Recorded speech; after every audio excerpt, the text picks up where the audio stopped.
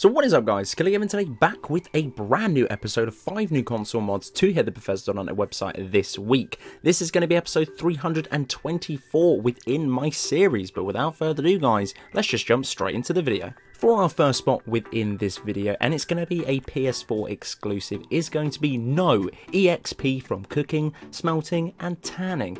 This one is coming in at 2.6 kilobytes of a download. This is a small patch to disable any XP from the given above, which I've just explained. Disables the smithing XP, smelting and even win on the tanning rack.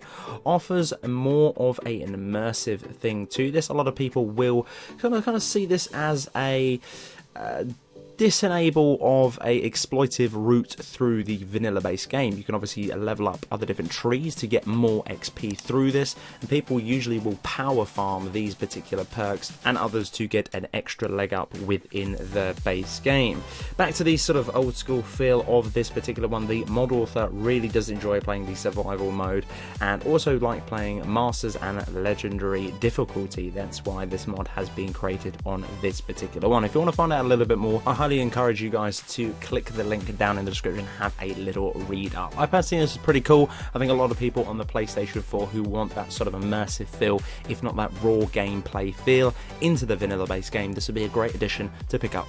For the second spot within this video is going to be Venom, the Werewolf replacer. This is going to be for the player only, coming in at 13.3 megabytes of a download. This mod allows you to change your character only into Venom, replacing the werewolf transformation. And it does suggest on the description that you do not install this particular mod until you have changed into a werewolf at least one time.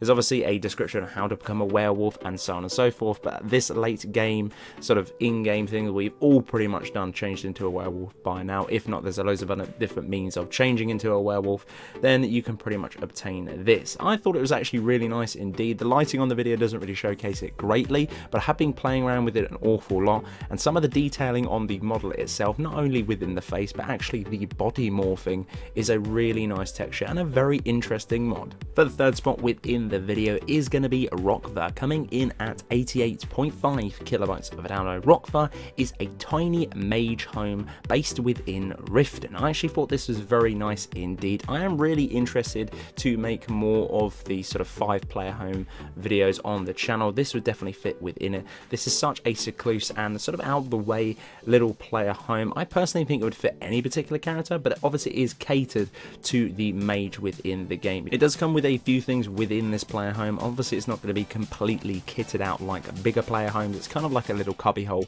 for you to go and escape from. As I said before, the location of this one is going to be on screen and it is very secluded indeed. For the penultimate spot within this video is going to be Redguard Warriors Followers. This one is coming at 3 kilobytes of a download. The mod author did think that we needed more Redguard followers within the game, so he has decided to make 2 followers of his own. They do have a backstory as well with their own unique names. They both wield scimitars, which is great, very lore fitting to obviously the warriors within the Redguard faction. Very simple follower, but very nice indeed. They are beautifully meshed with their own face tattoos as well, and they will instantly equip their own armor once upon following you and in combat. Their current levels are set at 30 and can scale up to a massive 300. Followers will level up with you, so do not worry about that.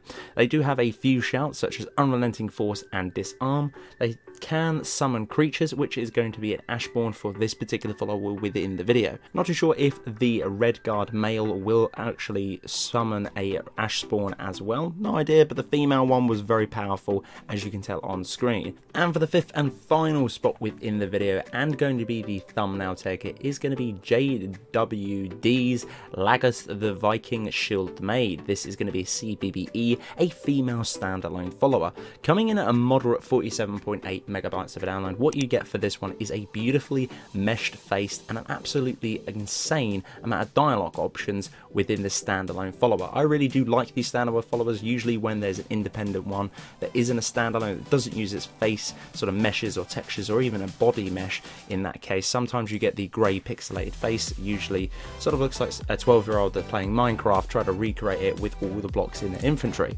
But for this one, it has a ton of features within this one. She is battle ready and pretty much absolutely ace. I could not flaw this whatsoever. The location is going to be Falkreath. The voice tone is going to be female even toned, which is really nice to see. Class is obviously going to be a combat barbarian. A modified human boss two-hander, which is going to be a preferred one on this one. She has a ton of different perks if you want to go and check those out. She also has a healing functionality, which is absolutely great, which isn't spared at any cost of 2. You know, usually you have sort of NPCs that will use a healing spell upon death. This one is actually sort of very independent when it will actually use the healing spell, so this is not a stupid NPC or whatsoever. Personally, I really enjoyed all the other different dialogue options with this one. Overall, I think it's an absolute great female standalone follower mod.